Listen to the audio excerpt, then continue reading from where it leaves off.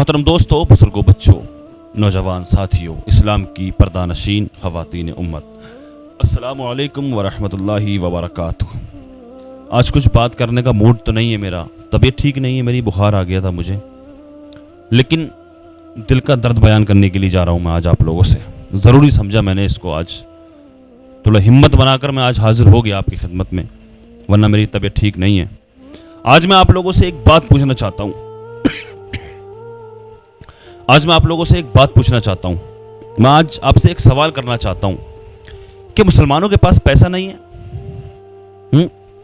अगर मुसलमानों के पास पैसा नहीं है तो ये शादियों में जो इतना पैसा खर्च किया जाता है, ये पैसा कहाँ से आता है? ये जो मज़ारात के गुल्लक सुबह से लेकर शाम तक भर जाते हैं, ये पैसा कहाँ से आता है? ये मुजाबिर खादिम करोड़पति अरबपति बने बैठे हैं, जो पैसा ऐसे ही बहाया जाता है, मुसलमान ऐसे ही बहाता है हर जगह। ये रात रात भर मुशायरों में लाखों रुपए खर्च किया जाता है, नाचने वालियों पर पैसा खर्च किया जाता है, लुटाया जाता है। ये पैसा कहाँ से आता है?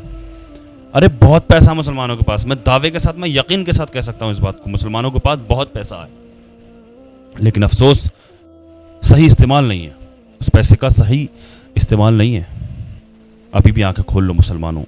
कभी हिजाब के नाम पर तुम रोडों पर निकलते हो, सड़कों पर निकलते हो, एहतिजाज करते हो, आंदोलन धरना प्रदर्शन करते हो, कुछ नहीं होने वाला है आंदोलन करने से, धरना प्रदर्शन करने से। वो वक्त और था, अब कुछ नहीं होने वाला। वो वक्त और था, वो ज़माने चले गए जो धरना प्रदर्शन करने से, आंदोलन करने से तुम्हें तुम्हारा हक दिया जाता था, तुम्हारा हक, तुम्हारी बात को रखा जाता, तुम्हारी बात मानी जाती थी। वो वक्त नहीं है अब नहीं होने वाला।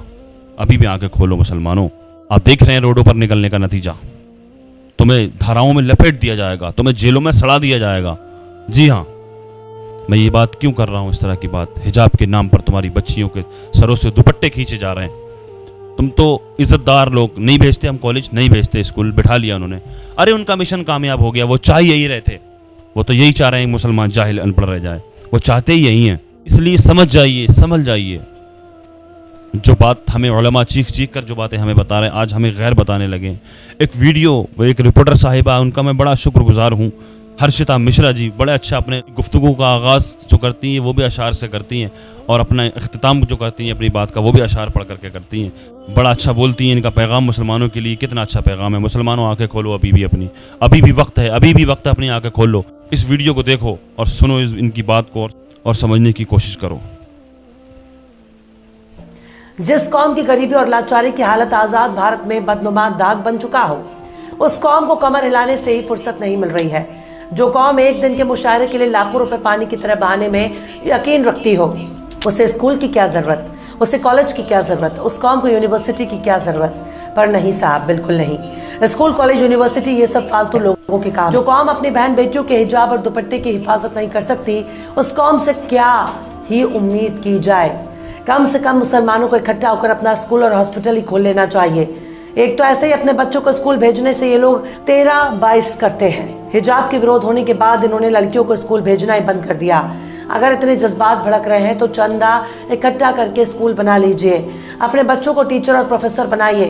अपने बच्चों के लिए हर इलाके में ना सही कम से कम कई गांवों का चंदा इकट्ठा करके एक हॉस्पिटल और एक स्कूल तो खोल ही सकते हैं। इस वक्त तो पूरी दुनिया में गजा और फलस्तीनियों को याद किया जा रहा है, पर हमारे साउथ एशिया में क्या गजब की नौटंकी देखने को मिल रही है। खासकर हिंदुस्तान, पाकिस्तान और बांग्लादेश का मुसलमान ऐसे रास्ते पर चल पड़ा है जिसका कोई मंजिल ही नहीं है। मुसलमानों को आगे बढ़ाने के लिए आखिरी पैगंबर ने इकरा यानी तालीम पर जोर दिया। हर मुसलमान को तालीम हासिल करना बिल्कुल ज़रूरी कर दिया, यानी मुसलमान को हर हाल में शिक्षा हासिल करना अनिवार्य हो गया। पर भारत के मुसलमान खुद को अपडेट करने के लिए 15,000 का फ़ोन ले सकता है, पर 5,000 की एडमिशन फीस भरने में नानी याद आ जाती है।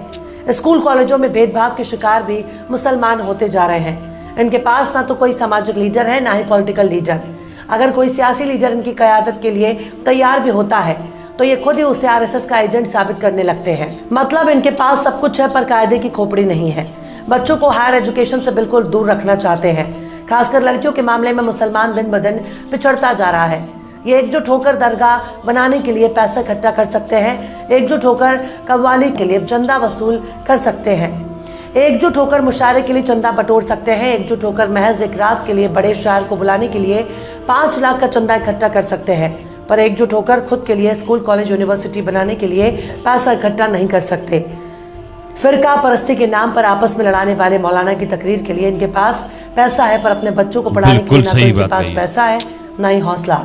एक फर्जी मुकदमा अगर पड़ोसी पर दर्ज हो जाता है तो हफ्तों तक मोहल्ले वाले उसके घर की तरफ नजर उठाकर भी नहीं देखते। यह है मुसलमानों का हाल। यूं ही कोई बुलडोजर लेकर नहीं पहुंच जाता। मुर्दों के बीच हर चलने फिरने और टोपी लगाने वाली लोग जिंदा नहीं कहे जा सकते। जिंदा होने के लिए जिंदा नजर आना भी जरूरी है। इनके पास सब कुछ है, पर इकट्ठा होकर अपना नेता चुनकर संसद और विधानसभा में पहुंचाने की ताकत नहीं है। अगर मुसलमानों के बीच से कोई एक नेता खड़ा हो जाता है, उसको गिराने के लिए खुद इन्हीं के बीच से एक और मुसलमान खड़ा होकर मुकाबला करता है।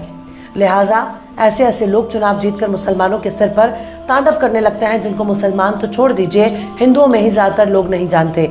मतलब आपस में लड़कर ये दूसरों को जिताने में यकीन रखते हैं, पर औकात नहीं है कि खुद का कोई नेता चुन सके जो इनकी सदन में आवाज पहुंचा सके। इस वक्त मुसलमानों ने बस एक ही महारत हासिल कर ली है, और वो है थाना। मुस्लिमों में कोई नेता मिले ना मिले, लेकिन दलाल जरूर मिल जाएंगे जो थाने की दलाली करते हैं, जो आपके बीच में घुसकर मुखबिरी करते हैं और दारू मुर्गा के लिए अपना ईमान बेच देते हैं। इसी तरह से जमीन की दलाली में मुसलमानों ने झंडे गाड़ रखे हैं। अगर शहरों की बात की जाए तो इनको पैसे की इतनी हवस है, ये दाढ़ी टोपी कर दलाली करते हैं ताकि दूर से कोई भी इनके बहुत बड़ा मुत्तकी और परहेजगार आदमी समझे, पर इनकी दाढ़ी के पीछे सारे ऐप छिपे हुए हैं। मिसाल के तौर पर दिल्ली का ओखला देख लीजिए। जब से दिल्ली और दिल्ली के आसपास के इलाकों में हिंदू मुस्लिम के बीच नफरतों का सिलसिला शुरू हुआ, तब से ही हर कोई सीधे ओखला में आना चाहता है।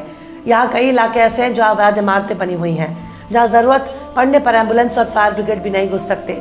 ऐसे ऐसे इलाकों में किराए पर कमरे और फ्लैट की दलाली इतनी जोर शोर से चल रही है कि ऐसा लगता है कि मानो मुसलमान इलाके के नाम पर आपको गर्दन काट कर पैसे गाली लेने लगेंगे।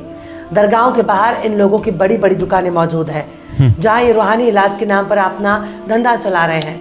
मतलब जिस झाड़ फूक और जादूगरी को इस्लाम में हराम करार दिया गया, जिस झाड़ फूक के धंधे में पाए जाने पर मुस्लिम देशों में सजाए मौत का प्रावधान मौजूद है, वही झाड़ फूक मौलवियों का धंधा बन चुका है।